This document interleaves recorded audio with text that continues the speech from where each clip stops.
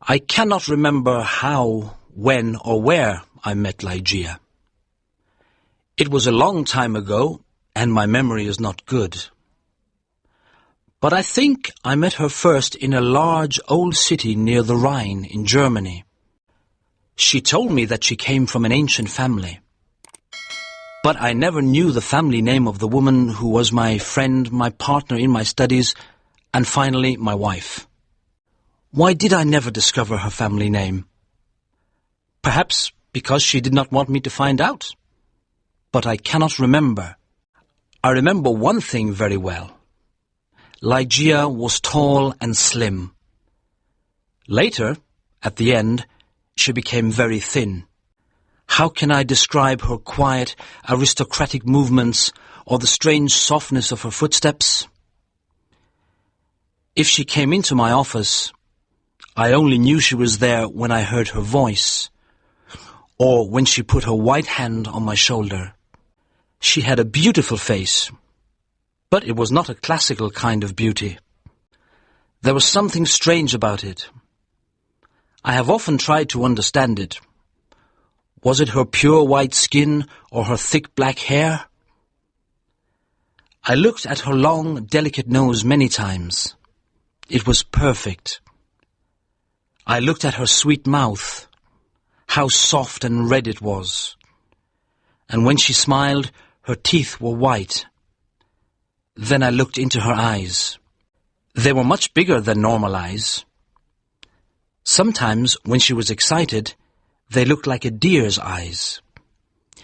They were black with long black eyelashes and black eyebrows. But as I looked into them, I realized that they had a strange expression. I thought about it for many hours, sometimes all night.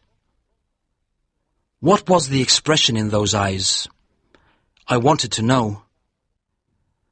Many times I thought I almost had the answer, but then it was gone. Ligeia was very determined. She was always calm and quiet, but her determination showed in her eyes. It shone like a terrible energy, and sometimes it frightened me. Ligeia was very clever. She was excellent at Latin and Greek, and she knew many other languages perfectly. She never made a mistake. She was also a student of science and mathematics. When we were first married, I often asked her for help with my studies, and we worked together. But after she died, I was alone. Without her, I was like a child in the dark. When she first became ill, she did not come to help me as often as before. She lost weight, and her skin became pale and transparent. When I saw that she was dying, I felt desperate. Ligeia resisted death with all her energy. She was determined to live. I watched in agony as she fought for life. I knew she loved me, but I only understood how much she loved me now that she was dying. She held my hands and said that she was devoted to me. I cannot talk about it now, but let me say that her love for me was part of her determination to live. On the night she died, she suddenly got out of bed and cried, "Oh God, must I die? Must I lose my fight with death? No, I can't die like this." But my dear Ligeia died. I was so sad I could not stay in the old city by the Rhine. For a few months I travelled around, then I bought an old abbey in an isolated part of England. This dark, sad place expressed my feelings of loneliness. But I decorated it with beautifully coloured curtains, carpets, and ornaments. I said to myself, perhaps the bright colours will make me feel happier. Unfortunately, they did not. I began to drink too much. But I do not want to speak about that time of my life. I will only say that one day I married Lady Rowena Trevanion of Tremaine.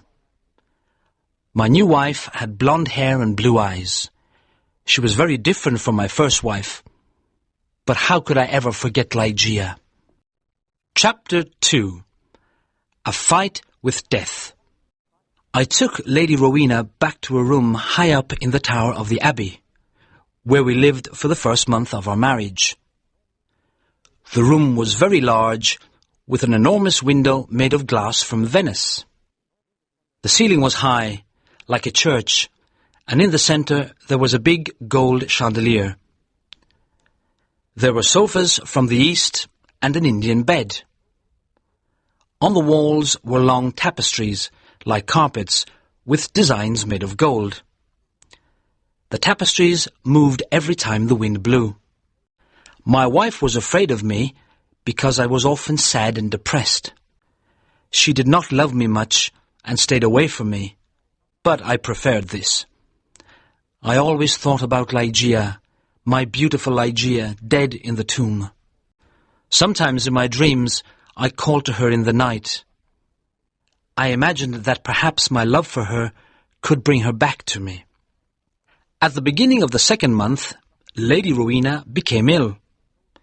She did not sleep very well, and told me she could hear sounds and movements in the tower. "You have a fever," I said. "You're imagining things."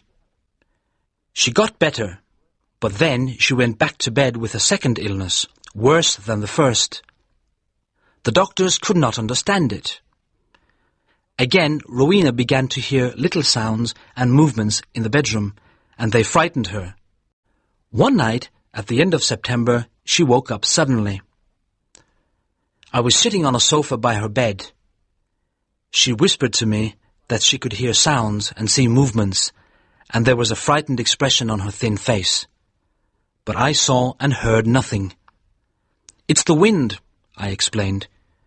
"You can see the tapestries moving in the wind." But her face was white with fear, and she nearly fainted. I remembered that there was some wine on the table on the other side of the room. As I walked under the light of the chandelier, a strange thing happened. I felt something invisible pass me, and on the carpet I saw a shadow, almost the shadow of a shadow. I decided to say nothing to Rowena. I poured out a glass of wine and gave it to her. Then I sat on the sofa and watched her. After some moments, I heard very quiet footsteps on the carpet coming towards the bed. A second later, as Rowena was about to drink the wine, I saw, or perhaps I dreamed that I saw, 3 or 4 large drops of a bright red liquid fall into the glass. Rowena did not see it. She drank the wine, and I said nothing because I thought it was only my imagination. After this, Rowena's health got much worse, and on the third night she died. Her servants prepared her for the tomb, then covered her with a sheet. The next night I sat alone with her body in the bedroom. Strange forms and shadows moved around me. I looked nervously into the dark corners at the moving tapestries, and I felt frightened. Then I looked at the carpet under the chandelier. There was no shadow there, and I felt better. When I looked at Rowena on the bed, sad memories of Ligeia, the only woman I ever loved, came back to me. It was perhaps around midnight when I heard a sound. It was quiet but clear, and it woke me from my dreams. I thought it came from the bed. I listened in terror, but I did not hear it again. I looked carefully at Rowena for any sign of life. She was not moving, but I continued to look at her. Minutes passed. Then I noticed a little colour in Rowena's face. My heart stopped in horror. I could not move. When I understood that Rowena was not dead, I tried to revive her. But soon the colour disappeared from her cheeks. Her face looked like marble again, and her lips were thin with the horrible expression of death. When her body was cold and rigid, I fell onto the sofa and dreamed about Ligeia. An hour later, I heard the same sound as before. I listened.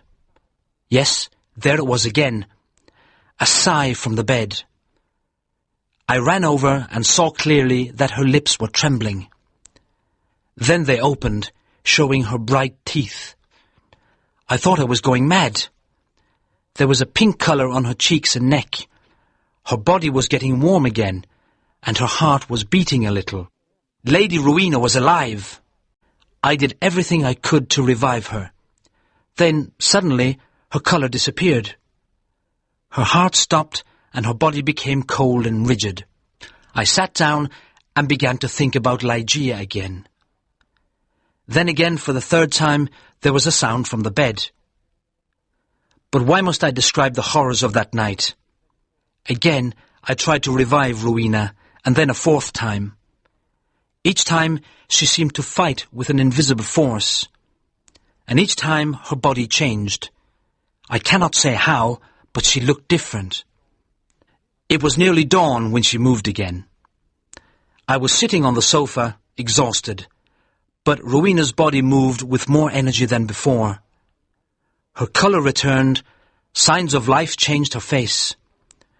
Her eyes were closed, but she looked alive. Then she suddenly got out of bed and walked slowly to the centre of the room, like she was walking in her sleep. I did not tremble. I did not move. I was as cold and still as stone, paralysed by what I saw. As I looked at her, my head filled with wild thoughts. Was Rowena really alive? Could I really see her blonde hair and blue eyes? Why wasn't I certain? I could not see her mouth very well, but her cheeks were like pink roses. Weren't they Rowena's cheeks? But wasn't she taller than before? I was filled with a kind of madness. I ran to her, but she moved away. Then I saw her long hair moving in the wind. It was blacker than the black of midnight. And now, slowly, her eyes opened.